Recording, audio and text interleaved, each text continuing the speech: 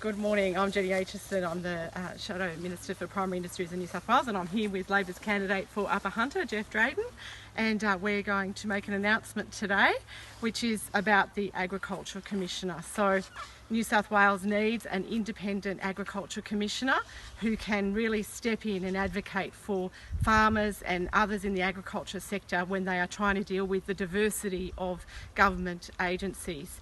We need that position to be independent of government, to have a statutory basis and authority, and that's what we don't have now. So Labor is very happy to make this announcement, and we also want to see if we can get away from this part-time position that we've got now, an expansion of that role. So the role would be expanding into providing individual advocacy for farmers so that when they are faced with these issues, they do have someone on their side, and also developing urgently an agricultural workforce plan to ensure that new entrants are able to get into the sector, but also to ensure that our farmers have the workers that they need.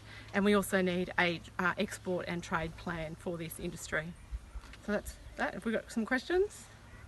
Or what will be the focus of the Agriculture Commissioner, the top 3 points? So it would be in terms of providing the mechanism within government so that agriculture issues are properly considered in all decision making made by government, but also particularly in the planning system, that they work on that agriculture workforce plan and in the training and development of a workforce for this industry, and then in the trade and export plan, so that we've got a development plan for the $15 billion industry. There is an Agriculture Commissioner at the moment. What are the deficiencies you see with that role? Look, this role is not independent of government at all. It's a part-time person who's paid on a per day rate, maximum of 150 days a year. We need a strong voice for advocacy for farmers, and that's not what's been delivered by the Nationals under this government. That's what New South Wales have at the moment compared to other states.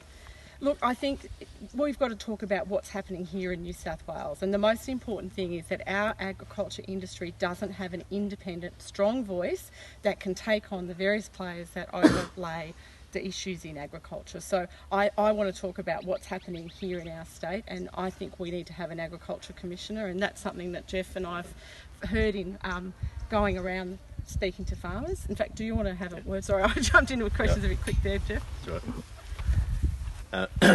It's pretty clear to us that the Nationals have abandoned farmers. There's an expectation, I guess, if you're a farmer, you'll vote Nats, and that's certainly what the Nationals have believed now for some 10 years. But it certainly isn't the case.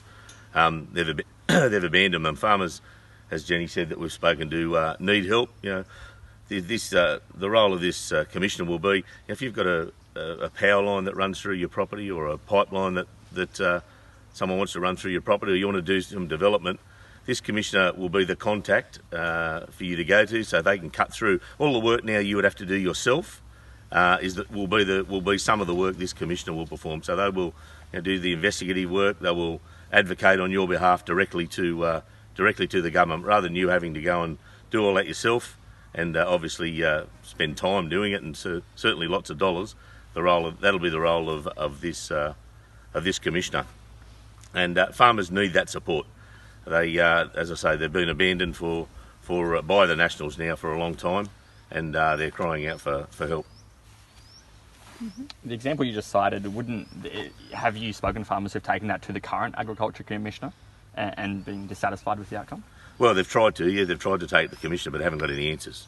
So they get referred to another department, who then refers and says, it's not my role. You can go to whether you can go to planning or go to whoever. So it appears to be this roundabout you get on and you just can't get off. How many sort of different agencies can be involved in sort of a simple task like sort of sorting out a power pole or whatever?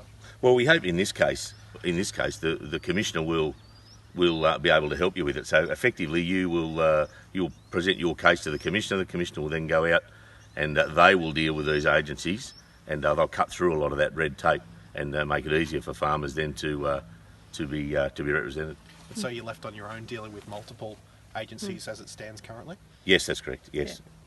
Yeah, I can give an example of that. So in my electorate we've got some issues around flooding, so that involves local land services, local council, the EPA at times, Hunter Water, and then you add on the energy agencies, so, and maybe Department of Planning if it's a state significant project. So that's a lot of people that as individual farmers got to actually talk to try and get their matter resolved, and that's not fair. Like, they should be able to get someone who can cut through that bureaucracy and red tape. You'll be entering Parliament, well, you'll have a minority in Parliament if Jeff wins. How confident are you of getting this legislation that you'd have to pass through Parliament? Look, the government's got to start backing in farmers in our state. They haven't been doing that. We've had farmers having to deal with these issues over the last 10 years. It's been promise after promise after promise and no action. And we are confident that we can get support with other parties, because we know that farmers, New South Wales farmers, Dairy Connect, a whole lot of those stakeholders in industry are talking about this as a toothless tiger. They want an agriculture commissioner who can actually stand up and advocate for them. Have you spoken to the Agriculture Minister about your concerns? Yes, we raise these repeatedly through estimates. We even said to him, look, maybe the Agriculture Commissioner needs to have a phone number so farmers can actually contact him. And we're told, yeah, we didn't realise that wasn't on the website. Well, that was months ago and it's still not on the website. And the call for a statutory body, what do you think his reception to that would be? Look, that's up to the Minister. I can't speak for the government, but I can say that, if they're going to be fair income about supporting farmers, if they're going to stop breaking this promise that they made to farmers at the last election that they would stand up for farmers, then they have to look at this legislation that we'll be bringing to Parliament. And how would this work with the Dairy Commissioner as well? Can you touch on that? Yep, so the Dairy and Fresh Food Commissioner is going to look at those really important issues around competition and ensuring that farmers are paid a proper price. Now, it's all very well for the current Minister for Agriculture to flick that off to the ACCC, but that we know that New South Wales is one of 2 fresh states in Australia, and we need to have help for our dairy farmers urgently. And further than that, we don't have anyone who looks at other fresh foods. So the poultry industry, seafood, all sorts of other fresh food industries. A lot of them are loss leaders in the retail market. There's monopsony-like behaviour in that supply chain, which is putting pressure on farmers' prices, and that needs to be addressed. Anyone else? Happy days. Independent. No? Independent. So were you say? Yep. Importantly as well, the position needs to be independent of government. So it needs to be appointed and independent. So every time an election comes around, this issue, we're consistent with the approach, and this doesn't become an election issue. Farmers don't want to have to deal with it every couple of years in regard. But so it's really important that the position is independent of and operates completely independently of government. I remember in his first press conference, David Lazell mentioned the Agriculture Commissioner sorting out land use conflicts when it comes to mining and agriculture. Is that something you see merit in?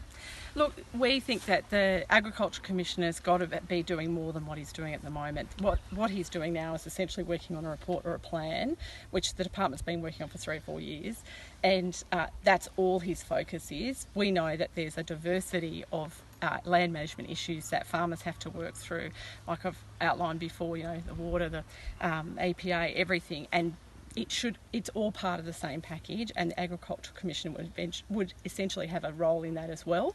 But we've just got to make sure that we have someone there who's independent, who can actually speak for farmers. Thank you. Okay. Cheers.